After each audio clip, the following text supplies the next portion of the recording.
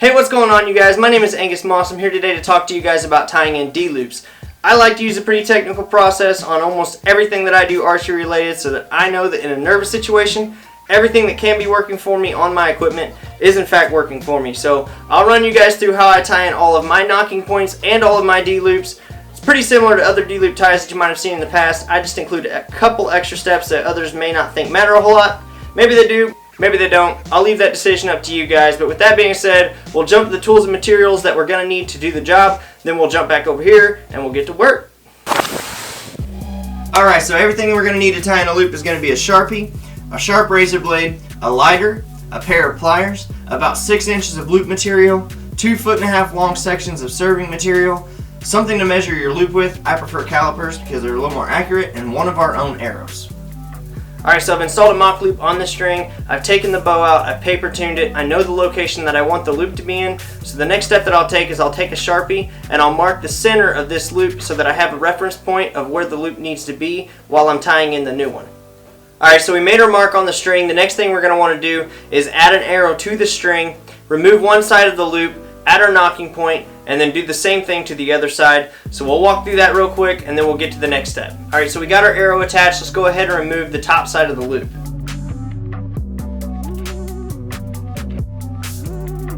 Alright, so now that we got that taken care of, the next thing we're going to want to do is go ahead and use one section of that serving material that we set aside to go ahead and tie our top knocking point onto the string using a series of about 4 alternating overhand knots.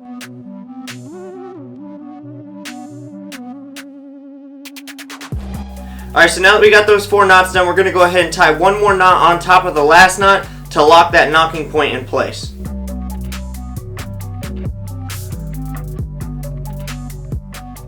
Alright, so now we can go ahead and remove our arrow, cut off our excess material,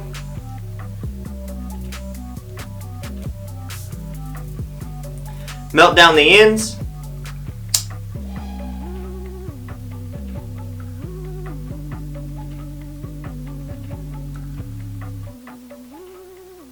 replace our arrow, cut off the bottom side of the loop,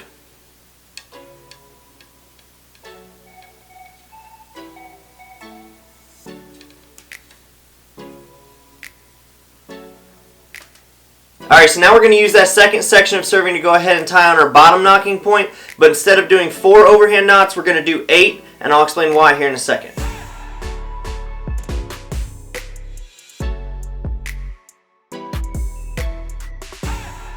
Alright, so now that we got those 8 overhand knots done, we're going to go ahead and tie our last knot to lock that knocking point in place.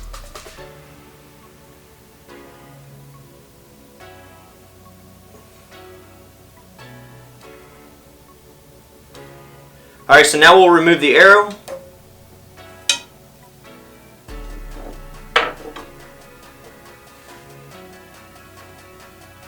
We'll go ahead and cut off our excess.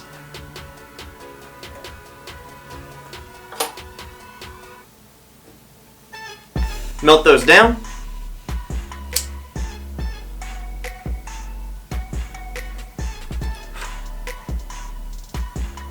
Now we'll go ahead and replace the arrow.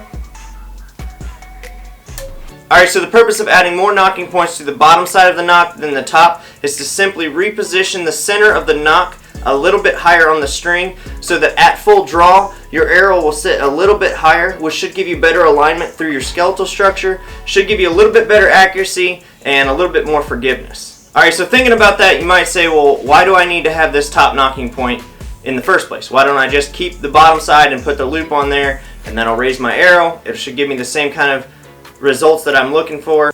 Well, you could do that, but here's why I don't. So the more serving you add around the knock, the more rigid that area becomes, while also widening the base of the loop that you're going to install.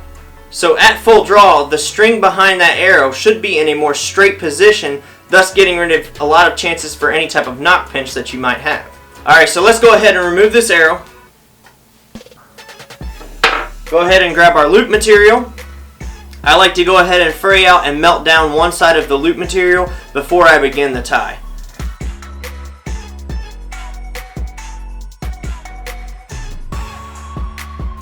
Grab our lighter. Go ahead and melt that down.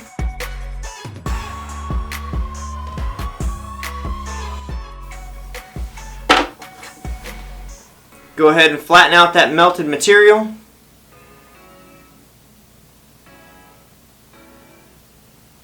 Alright, so now we're going to go ahead and begin tying our actual loop onto the string. So I like to pay attention to the direction that I tie my D-loop knots onto the string. So what I mean by that is I will actually focus my attention on the excess loop material that's actually going to hook up to my release when I tie my knots in.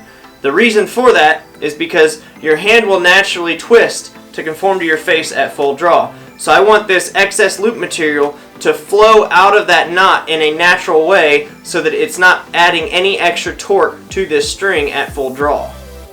The easiest way to remember is if you're right-handed, the melted material on the top side of your loop should be facing towards the inside of the bow, and the bottom side of the loop should be facing towards the outside of the bow or the sight bar mounting bracket. If you're left-handed, it's going to be the exact opposite. So we'll go ahead and tie in the bottom side of this loop. Then I'll try to remove as much stretch out of this loop material as I can before I cut and melt the excess loop material off of this knot.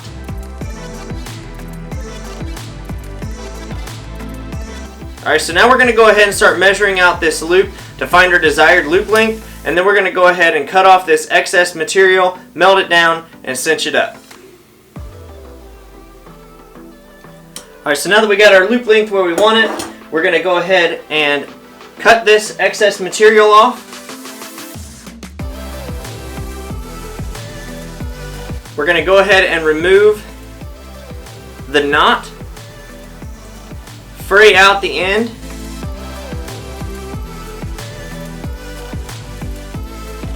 go ahead and melt that down.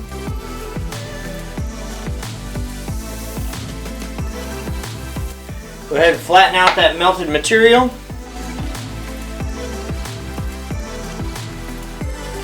Retie the knot.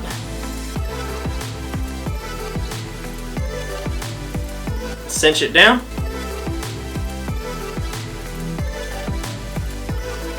Double check our length. Perfect.